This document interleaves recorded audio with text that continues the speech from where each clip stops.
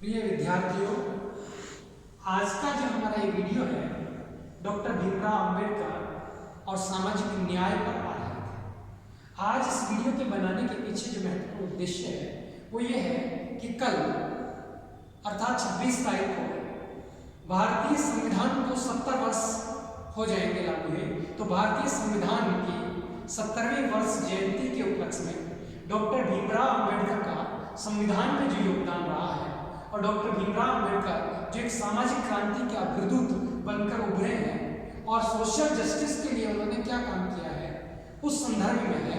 साथ ही BA part प्रथम में भारतीय सामाजिक राजनीतिक विचारक एक पेपर है और उसी प्रकार एमए में पॉलिटिकल साइंस में भारतीय सामाजिक विचार या चिंतन जो विचारक हैं उन विचारकों में डॉक्टर भीमराव अंबेडकर पर परिचर्चा और उनका अध्ययन किया है।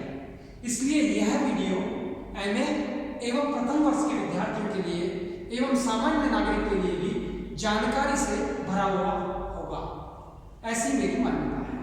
मैं आप लोगों को इस विषय पर doctor Ramesh Chandra Sharma government girls college Kotputli ये बताना चाह रहा हूँ कि डॉक्टर भीमराव अंबेडकर का जो चिंतन है उस चिंतन के विकास में बहुत सारे बिंदु हैं, क्योंकि हर व्यक्ति के व्यक्तित्व के निर्माण पे तत्कालीन समय, परिस्थिति, घटनाओं और उनके ऊपर पड़ने वाले प्रभावों का परिणाम होता है। व्यक्ति शून्य से उत्पन्न नहीं होता। इन संपूर्ण परिस्थितियों से जनित व्यक्ति के व्यक्तित्व का विकास होता है और यही विकास डॉक्टर भीमराव अंबेडकर के चिंतन में हमें दिखाई देता है। डॉक्टर भीमराव अंबेडकर जो है, संक्षेप में अगर हम उनके जीवन परिचय पर बात करें तो आरंभ से ही अपने पिता के अंतिम 14वें संतान थे और उनके पिता के रिटायरमेंट के 3 साल पहले ही उत्पन्न हुए थे। अर्थात पिता के 3 साल पश्चात, व्यक्ति के जन्म के 3 साल पश्चात पिता रिटायर होते हैं तो उनकी सैलरी आदि हो जाती है।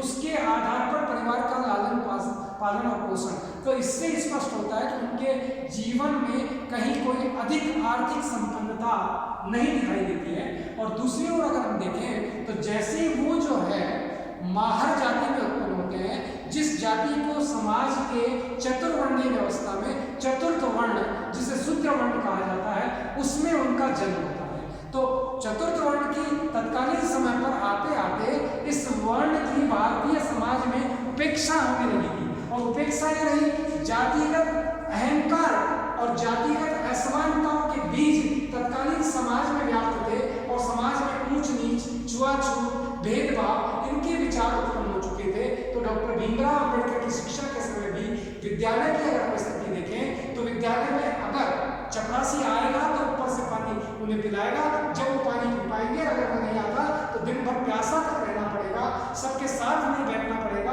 अपनी टाट पट्टी अलग लेकर बैठना पड़ेगा, सबसे पीछे बैठना पड़ेगा। तो ये असमानता का दर्द उन्होंने जीवन के आरंभ से ही कटु अनुभव प्राप्त किया, परंतु जो शिक्षक थे उन्होंने उनका साथ दिया। ब्राह्मण शिक्षक ने स्वयं अपना नाम तक उसे प्रदान करने का, अंबेडकर नाम का जो उनका नाम है उससे उनको देने का काम किया। उनका नाम सतपाल भीमराव अंबेडकर है। तो ये इनके पिता भी हैं। तो इसके माता रमाबाई है, पत्नियां इनकी 2 है। तो ऐसी स्थिति में हम ये कह सकते हैं कि डॉक्टर भीमराव अंबेडकर का जो चिंतन है उस चिंतन में जीवन के कटु अनुभवों से वह चिंतन विकसित होता है और कटु अनुभव असमानता के अनुभव है, चाहे वो विदेश में शिक्षा प्राप्त करके आ जाते हो, उसके पश्चात भी जो उनके समकक्ष थे उन समकक्षों में असमानता, चाहे विश्वविद्यालय में एक प्रोफेसर का पद ही क्यों ना हो, बच्चे शांत और बच्चे एक प्रकार से विकसित किए जा सकते हैं, बराबर के जिनकी प्रेजुडिस मानसिकता हो, पूर्वाग्रह से ग्रसित हो, ये समाज, उस समाज के अंदर अंबेडकर का बहुत बड़ा अपमान होता है और उस अपमान के घूंट वो पीते नहीं बल्कि संघर्ष करना चाहते हैं और वो भारतीय समाज में इन असमानताओं की जड़ों को खोज कर अपने कुछ विचार प्रतिपादित करते हैं, जिनमें वो कहते हैं हुई शूद्रा, शूद्र कौन है। दूसरी ओर वो कहते हैं अस्पृश्यता क्यों है। भारतीय समाज के अंतर्गत जो वर्ण और जाति व्यवस्था है उसे वो अवैज्ञानिक ठहराते हैं। वो कहते हैं कि ये तो वर्ण ही नहीं था, 3 ही वर्ण थे, ब्राह्मण, क्षत्रिय और वैश्य, चतुर्थ वर्ण था ही नहीं। और ये जो वर्ण है ये ब्राह्मणों ने, जो क्षत्रिय वर्ण के लोग थे जिनसे उनकी वैचारिक द्वंद्वता और संघर्ष हो चुका था, उन व्यक्तियों अपने अस्पृश्य बनाने का काम किया। तो वहीं से ये अस्पृश्यता आरंभ होती है और चतुर्वर्ण की उत्पत्ति वो अपने विचारों में ऐसा बताते हैं। फिर वो कहते हैं कि ये जो चतुर्वर्ण है ये जैसे मांसाहार करता है, ये जो है अन्य प्रकार की समानता की बात करता है, स्वतंत्रता की बात करता है, हष्ट-पुष्ट है, बलिष्ठ है, तो ऐसे व्यक्तियों को उन्होंने समाज से बहिष्कृत करके एक बहिष्कृत समाज बना दिया और एक नया चतुर्थ वर्ण दे दिया। ये हैं तो क्षत्रिय परंतु इन्हें क्षत्रिय से शूद्र बना दिया गया है, ऐसा उनकी मान्यता। दूसरी ओर वो कहते हैं इस मान्यता के पीछे जो भी महत्वपूर्ण तत्व है वो प्राचीन भारतीय धर्म ग्रंथ है और उनमें भी बेसिकली महत्वपूर्ण अगर कोई धर्म ग्रंथ है तो वो मनुस्मृति है, जिसने भारतीय समाज के ढांचे को खड़ा ही नहीं किया बल्कि समाज में चतुर्वर्णीय व्यवस्था का उल्लेख किया है। और आज भी समाज की जो पंचायतें हैं वे अपने वर्ग के अनुसार, अपने वर्ण के अनुसार न्यायिक निर्णय करती हैं और उन निर्णयों को जो है प्रमाण स्वरूप प्राचीन भारतीय ग्रंथों का उल्लेख करती है। इसलिए प्राचीन धार्मिक जो ग्रंथ है उनकी वो कटु आलोचना करते हैं मनुस्मृति की, ब्राह्मणीय समाज व्यवस्था की, और वो कहते हैं उस समाज व्यवस्था में ब्राह्मण सर्वश्रेष्ठ है, सबसे ऊपर है और शूद्र जो है उसके पास केवल इन तीनों वर्णों की सेवा का कार्य उसे सौंपा गया है, जो वैज्ञानिक है, अन्याय है, जिसे स्वीकार नहीं किया जा सकता। और उन्होंने मनुस्मृति की विभिन्न प्रतियों को जलाने का भी काम किया। समाज की जो मूलभूत समस्या है वो जाति भेद को मानते हैं डॉक्टर। और जाति भेद क्या है? एक वर्ग का दूसरे वर्ग से विवेक, अर्थात ये उच्च जाति का है, ये निम्न जाति का। तो ये जो जाति विभेद है ये वर्ण व्यवस्था नहीं, वर्ण व्यवस्था तो कर्म के अनुसार थी, जातिगत आधार नहीं थे। वर्ण व्यवस्था का जो परिवर्तन है वो जाति व्यवस्था में हो जाता है। इस प्रकार से वो कहते हैं कि ये जो जाति व्यवस्था है ये भेदभाव का एक पार्ट है, जिससे ऊंच और नीच का भेदभाव, असमानता की उत्पत्ति, न्याय के अनेक दृष्टिकोण, इस प्रकार से कमजोर और जो पदव्यक्त लोग हैं, जो वर्ग है, उस वर्ग के उत्थान के विचार रखते हैं। और उस उत्थान के विचार के लिए जब वे विदेश जाते हैं और देश में रहते हैं तो वो ये मानते हैं कि जो व्यक्ति है उस व्यक्ति की गरिमा स्थापित होनी चाहिए, उस व्यक्ति को स्वतंत्रता प्राप्त रहनी चाहिए, चाहे वो रोजगार की स्वतंत्रता हो, चाहे खाने पीने की स्वतंत्रता हो, चाहे पहनने की स्वतंत्रता हो, चाहे उसके रहने की स्वतंत्रता हो, मतलब व्यक्ति स्वतंत्र होना चाहिए। उसके ऊपर ये बंधन सामाजिक दृष्टि के नहीं होने चाहिए, ये धार्मिक ग्रंथों के बंधन नहीं होने चाहिए।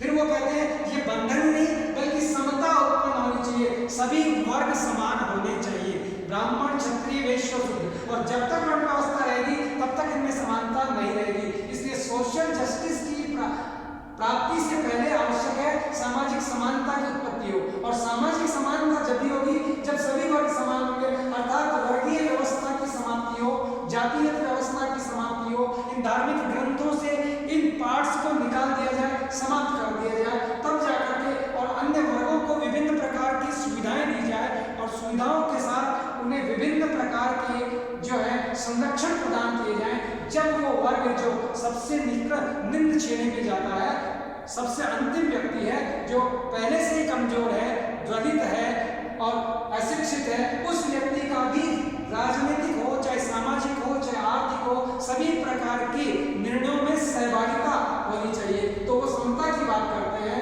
वो नैतिकता की प्रगति की बात करते हैं, वो इनके संरक्षण की बात करते हैं। और जब वो विदेश जाते हैं और विदेश में शिक्षा ग्रहण करते हैं तो फ्रांस की क्रांति के 3 मुख्य बिंदु थे: स्वतंत्रता, समता और बंधुता।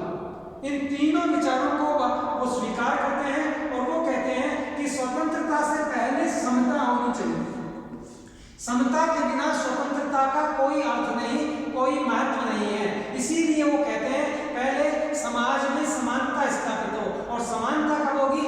जब प्राचीन काल से चली आ रही व्यवस्था है उस व्यवस्था को ध्वस्त कर एक नूतन व्यवस्था का निर्माण किया जाए। इसलिए वो समता के सिद्धांत की बात करते हैं उनके चिंतन में, उसी चिंतन में वो स्वतंत्रता का चिंतन देते हैं, उसी के साथ वो बंधुता अर्थात भाईचारे का सैद्धांतिक आधार नहीं हो, व्यवहारिक आधार हो, जैसे खान पान है, वैवाहिक संबंध है, उसके साथ आर्थिक इक्वलिटी है। इस प्रकार की ये बात करते हैं कि पहले सामाजिक समानता हो, फिर बाद में उनमें जो है राजनीतिक समानता हो, फिर जाकर के आर्थिक समानता की बात करते हैं। इसलिए वो कहते हैं इन सब के लिए कानूनी और न्यायिक समानता की स्थापना भी होनी चाहिए। तो अंबेडकर का जो चिंतन है वो व्यक्तिवादी चिंतन नहीं दिखाई दे करके ये सामाजिक परिप्रेक्ष्य का चिंतन है। पूरे समाज का निर्माण करना चाहते हैं, सोशल चेंज लाना चाहते हैं। भारतीय समाज में विभिन्न प्रकार के सामाजिक और धार्मिक आंदोलन भी पहले इसी छुआछूत और अस्पृश्यता की समाप्ति के लिए हुए हैं और उनका योगदान कोई कम नहीं है। जैसे हम देखना चाहें तो महर्षि दयानंद सरस्वती का जो है आंदोलन होता है। दूसरी ओर रामकृष्ण परमहंस जो है उनके शिष्य विवेकानंद का रामकृष्ण मिशन के माध्यम से आंदोलन होता है। उसी के साथ राजा राममोहन राय के माध्यम ब्रह्म समाज से आंदोलन होता है। तो ब्रह्म समाज हो, चाहे आर्य समाज हो, चाहे विवेकानंद सोसाइटी हो, चाहे अन्य हो, चाहे ज्योतिबा फुले हो, चाहे कोई भी हो, उसी प्रकार महात्मा गांधी और अंबेडकर का भी सोशल चेंज के लिए आधार है। सामाजिक परिवर्तन के लिए ये विचार देते हैं, ये मूवमेंट होते हैं। पर इस परिवर्तन के पीछे अंबेडकर और गांधी में एक दृष्टिकोण भिन्नता का दिखाई देता है, क्योंकि वो सामाजिक जो व्यवस्थाएं हैं, वो वर्ण व्यवस्था है, जाति व्यवस्था है, इसको समाप्त करना चाहते हैं। और गांधी अपने ही वर्ण में उसको वास्तविक वर्ण व्यवस्था जितनी स्थापित हुई थी उसी शुद्ध बिंदु पर ले जाने की बात करते हैं। और इनका जो चिंतन है अंबेडकर का, स्वतंत्रता का, समानता का, बंधुता का, न्याय का, लोकतंत्र का चिंतन दिखाई देता है। अब हम यहाँ सामाजिक न्याय की अवधारणा पर परिचर्चा करते हैं। सामाजिक न्याय क्या है? पहली जब हम बात करें तो न्याय क्या है? न्याय जो भी समाज है उस समाज में अन्य व्यक्ति जो उपद्रवी व्यक्ति हैं उनके माध्यम से शोषण किया जाता है, उनके माध्यम से चोट पहुंचाई जाती है समाज की परंपराओं को, धारणाओं को, या एक प्रकार से दूसरों के प्रति शोषण किया जाता है। उन शोषण का जो है वो करने वाले व्यक्तियों को सजा दी जाए और उनको एक प्रकार से समानता का अधिकार, उन्हें शोषण करने से बचाया जाए, ये न्याय की अवधारणा है। अर्थात न्याय प्राचीन भारतीय चिंतन से लेकर आज भी न्याय को स्वीकार किया गया है, न्याय की मान्यता है। राजनीतिक चिंतन की अवधारणा में न्याय एक महत्वपूर्ण अवधारणा सदैव से ही व्याप्त रही है और विभिन्न दार्शनिक विचारकों ने न्याय की अवधारणा के अपने अपने दृष्टिकोण से उनकी विवेचना और व्याख्या की है। चाहे वो प्लेटो हो, चाहे वो अरस्तु हो, या उसमें थ्रेसिमेक्स हो, या उधर अगर भारतीय चिंतन में देखें तो मनु हो, अंबेडकर हो, आधुनिक दृष्टि से देखें गांधी हो, चाहे कौटिल्य हो। इस प्रकार से जो विभिन्न प्रकार की विचारधाराएं हैं, न्याय की अवधारणाएं हैं, उन अवधारणाओं में प्राचीन काल से आधुनिक काल तक की विचारकों के मध्य अपने अपने दृष्टिकोण का प्रतिबिंब दिखाई देता है। और जो सोशल जस्टिस की अवधारणा है, सामाजिक न्याय की अवधारणा है, ये एक प्रकार से आधुनिक न्याय की अवधारणा दिखाई देती है। क्योंकि प्राचीन समाज में, प्राचीन चिंतन में अगर हम बात करें तो उस समय न्याय महत्वपूर्ण है। उसमें समाज जो है उसके सभी वर्ग व्यक्ति हैं, व्यक्तिगत न्याय और सामाजिक न्याय की बात करते हैं और सभी के प्रति न्याय है, गरिमा है, समानता, ये चीज दिखाई देती है। परंतु उसमें कहीं भी सामाजिक न्याय जो अलग से कोई स्पष्ट परिभाषा के रूप में परिलक्षित नहीं होता। समाज में जो वर्षों से प्रचलित मान्यताएं और अवधारणाएं हैं, जो रूढ़ियां और प्रक्रियाएं हैं, उन प्रक्रियाओं के कारण व्यक्ति को राजनीतिक और संवैधानिक स्वतंत्रता प्राप्त होती है और समाज में विभिन्न वर्गों और समूहों के मध्य विभिन्न स्वरूपों के माध्यम से संचित जो असमानताएं हैं, उन असमानताओं के प्रति जागरूकता इन आंदोलनों ने उत्पन्न की है और उन असमानताओं का अंत करने की, छुआछूत का निषेध करने की बात उन्होंने की है। ये सामाजिक न्याय के विभिन्न पक्ष कहे जा सकते हैं। और सामाजिक न्याय की अवधारणा में अगर हम देखना चाहें तो समान कानून की समानता, अर्थात कानून के समक्ष समानता की बात कही गई है, गरिमापूर्ण जीवन की बात कही गई है। विभिन्न प्रकार के जो भेदभाव है, चाहे वो जातिगत भेदभाव हो, धर्मगत भेदभाव हो, भाषागत भेदभाव हो, वर्गगत भेदभाव हो, लिंग जनित भेदभाव हो, स्त्री पुरुष के सामुदायिक भेदभाव हो, वर्ण जैसे भेदभाव हो, क्षेत्र जैसे भेदभाव हो, अर्थात सभी प्रकार के जो ये प्रभेद है उन प्रभेदों का अंत किया गया है। इन प्रभेदों को न होना न्याय की बात मानी गई है। और इन प्रभेदों के अंत की ही बात नहीं, जो भी शोषण है, जो भी भेदभाव है, उनसे बचने का संरक्षण व्यक्ति को प्राप्त होना चाहिए। ये इस न्याय की अवधारणा के आधार बिंदु है। और अगर आधार बिंदु की बात करें तो व्यक्ति के लिए भोजन है, वस्त्र है, आवास है, जरूरी है, वैसे उसके लिए शिक्षा और रोजगार आवश्यक है।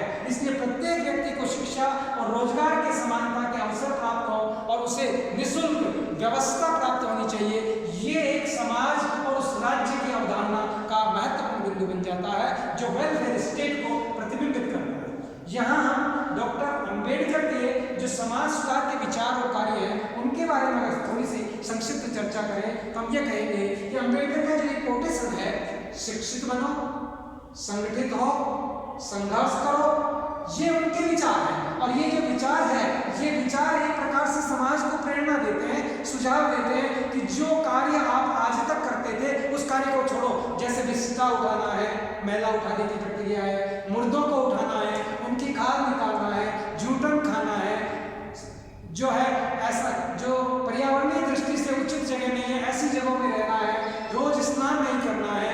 इस प्रकार के अपने कार्यों का त्याग करें और शिक्षा का संचार करें। इस प्रकार का उनका सुधार के कार्य है। और इन सुधार कार्य के लिए वो एक जो अखबार निकालते हैं, गायकवाड़ के कहने पर मूक नाम, अर्थात मूक मीन्स जिनकी आवाज बंद है, जो बोल नहीं सकते, जिनकी आवाज नहीं सुनी जाती, ऐसे मूक नाम अखबार का प्रतिबिंब करते हैं, प्रकाशन करते हैं। उसी के साथ वो आंदोलन करते हैं, बाहर आंदोलन और अन्य आंदोलन। तो अंबेडकर का अपने वर्ग और जाति के सुधार के लिए विभिन्न प्रकार के कार्य उन्होंने किए हैं, सुधारात्मक कार्य हैं और वैचारिक सैद्धांतिक सुधारात्मक और व्यवहारिक सुधारात्मक कार्य करने का उन्होंने काम किया है। अब प्रश्न आता है कि जब भारत का संविधान बना, उस संविधान को बनते समय डॉक्टर भीमराव अंबेडकर को संविधान सभा में जब प्रवेश प्राप्त हो जाता है, संविधान सभा में प्रारूप समिति के अध्यक्ष में बना दिया जाता है, तो उनका एक ही मोटिव और लक्ष्य दिखाई देता है कि उनके चिंतन में जो कटु अनुभव उन्हें हुए थे, जो समाज में असमानताएं व्याप्त थी, जो देश के अंतर्गत जो पश्चिम की जो विचार बिंदु थे, स्वतंत्रता, समानता, बंधुत्व और न्याय की अवधारणा, जिन अवधारणाओं को उन्होंने अपने चिंतन में संजोया था, उन्हें व्यवहारिक रूप देने का, समाज को परिवर्तित करने का न्यायिक दृष्टिकोण और संवैधानिक दृष्टिकोण उन्हें प्राप्त होता है। और इस संवैधानिक दृष्टिकोण के लिए उन्होंने संविधान में विभिन्न प्रकार की प्रकल्पनाओं को सम्मिलित करने में, इन विचारों को समावेश कराने में महत्वपूर्ण योगदान किया है। ये बात अलग है कि भारतीय संविधान जो है केवल मात्र BN राव जैसे व्यक्तियों ने भी ड्राफ्ट बनाने में सहयोग किया है। और BN राव कोई सामान्य व्यक्ति नहीं है, अंतर्राष्ट्रीय न्यायालय के सदस्य रहे हुए हैं। और इतना ही नहीं, पंडित जवाहरलाल नेहरू ने भारतीय संविधान की जो प्रस्तावना है, जो उद्देशिका है, उस उद्देशिका में ही स्वतंत्रता, समानता, बंधुता, न्याय जैसे तत्वों का समावेश किया था। और ये केवल मात्र अंबेडकर का चिंतन नहीं है, ये भारतीय चिंतन और पाश्चात्य और आरंभिक प्राचीन भारतीय बिंदु भी इसमें कहीं दिखाई देते हैं। और उन बिंदुओं के पश्चात अंबेडकर का योगदान अगर देखा जाता है तो संविधान में इन बातों का समावेश करने में ड्राफ्ट कमेटी के अध्यक्ष होने के नाते समावेश करते हैं। और उनका जो ये योगदान है, ये योगदान एक प्रकार से राजनैतिक क्रांति है, एक नूतन समाज के निर्माण का कार्य है। जो सोशल चेंज है, सामाजिक परिवर्तन है, उसमें सामाजिक न्याय की अवधारणा का समावेश है। उसके अंतर्गत वो क्या करते हैं, भारतीय संविधान के जो अनुच्छेद 15 है, वो अनुच्छेद सभी प्रकार के प्रभेद, जाति, धर्म, भाषा और लिंग के आधार प्रभेदों की समाप्ति करता है। अनुच्छेद 16 जो है नौकरियों में सभी लोगों को समान योग्यतानुसार समानता के पद की बात करता है। अनुच्छेद 17 अस्पृश्यता के अंत की बात करता है। अनुच्छेद 21 के शिक्षा के अधिकार की बात करता है। अनुच्छेद 23 जो है बलात् श्रम निषेध की उपबंध करता है। अनुच्छेद 24 जो है बालकों का कल कारखानों में निषेध, बाल श्रम निषेध की बात करता है। अनुच्छेद 29 जो है वो अल्पसंख्यकों के हितों के संरक्षण का प्रावधान देता है। इसी प्रकार अनुच्छेद जो 38 है उसमें राज्य में लोक कल्याणकारी राज्य की अवधारणा के साथ सामाजिक न्याय की अवधारणा को विकसित करने के लिए समाज में विभिन्न प्रकार के कार्यों को संपादित करने के अनुच्छेद में वर्णन पाया जाता है। अनुच्छेद 39 जो है स्त्री और पुरुष को समान कार्य के लिए समान वेतन के प्रावधानों को प्रतिबिंबित करता है। अनुच्छेद 39 में सामाजिक न्याय की स्थापना और निःशुल्क विधिक सहायता के प्रावधान निहित हैं। इसी प्रकार अनुच्छेद 330 जो है वो संसद में राजनीतिक SC, ST और OBC के आरक्षण की बात करता है। इसी प्रकार अनुच्छेद 332 जो है विधानसभाओं में आरक्षण की, इन वर्गों की बात करता है। अनुच्छेद 340 की अगर हम बात करें तो अनुच्छेद 340 एक प्रकार से जो सामाजिक वर्ग हैं पिछड़े हुए, उन पिछड़े वर्गों की जांच करने के लिए एक आयोग गठित करने की बात इसमें कही गई है। इस प्रकार से भारतीय संविधान के अनेक जो प्रावधान हैं वे प्रावधान विधानसभाओं में आरक्षण अर्थात राजनीतिक आरक्षण की बात करते हैं, उसी के अनुसार पिछड़े वर्गों की दशाओं पर अन्वेषण करने की बात करता है। अनुच्छेद 48 पर्यावरण संरक्षण और वन्य जीव संरक्षा की बात करता है। अनुच्छेद 47 में पोषाहार का स्तर, जीवन स्तर को ऊंचा उठाना और लोक स्वास्थ्य और के लिए राज्य के कर्तव्य की बात करता है, जिसमें चिकित्सा है, स्वास्थ्य है। इस प्रकार अनुच्छेद 21 की अगर हम बात करें, भारतीय न्यायपालिका के न्याय निर्णयों का उल्लेख करते हैं तो यहाँ व्यक्ति का जो जीवन की गरिमा है आरंभ से मृत्यु तक, अर्थात मरने के बाद भी उसकी गरिमायुक्त उसका दाह संस्कार करने की बात की जाती है। इस प्रकार से व्यक्ति की गरिमा को स्थापित करने के लिए विभिन्न प्रकार के प्रावधान संविधान में दिखाई देते हैं। उद्योगों में, कल कारखानों में नागरिकों के साथ जो समाज के अर्थात उस उद्योग में काम करने वाले कार्मिक हैं, कर्मचारी हैं, उनका उस उद्योग में सहभागिता अदा करने की बात 43 क्या कहता है। इस प्रकार भारतीय संविधान में काम की, न्याय की, मनोवांछित दशाओं की, व्यक्ति की गरिमा की, विभिन्न प्रकार की सहायताओं के उपबंध दिखाई देते हैं। इस प्रकार हम कह सकते हैं कि डॉक्टर भीमराव अंबेडकर का जो भारतीय संविधान के विभिन्न अनुच्छेदों का जो ड्राफ्ट लिखा गया है, उस ड्राफ्ट में उन्होंने सामाजिक न्याय की अवधारणा का समावेश कर दिया है और उस समावेश के माध्यम से अर्थात विधि के माध्यम से समाज परिवर्तन, सोशल चेंज की अवधारणा दिखाई देती है।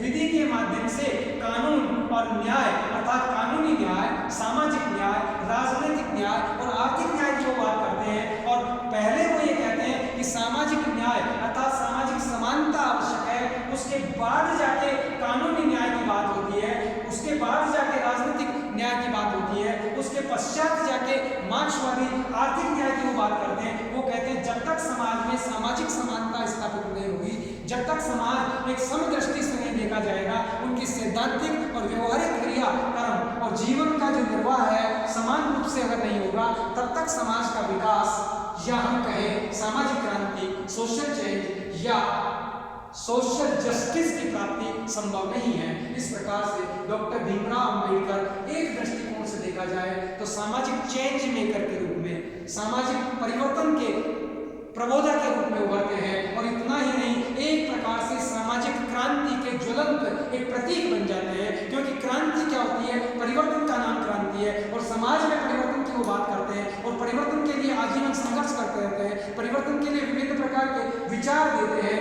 लोगों को संगठित करते हैं। ये बात अलग है कि उनका ये जो परिवर्तन है ये मानवता के परिवर्तन चाहे हम कहें, पर ये एक वर्ग विशेष के परिवर्तन को, वर्ग विशेष के उत्थान के लिए विचारों का जो है विकास दिखाई देता है। धन्यवाद। इसके आगे फिर नेक्स्ट वीडियो में हम कभी चर्चा करेंगे।